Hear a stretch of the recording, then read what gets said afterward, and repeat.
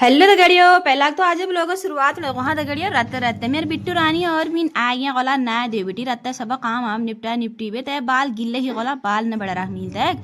भी बात तेम सब उनका हाथ जड़ने मेरे बिट्टू रानी। और मौसम में बात की जाओ तो मौसम आज कुछ ये सर हो घाम है न उनके पत्तना बादल जैसा न मौसम में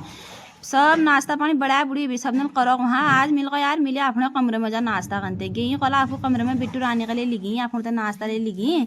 तो दीवो चेल में तैन नाश्ता करो वहाँ भी बात कुछ गमला हमारे छत में भाई कुछ तेल भाई कैमणी फूल भाई कैमणी ने भाई तो सब उनमें जय में फूल नहीं उमर लगान और जय में छी उमर गोबर ओबर खाद आट डालो भी बात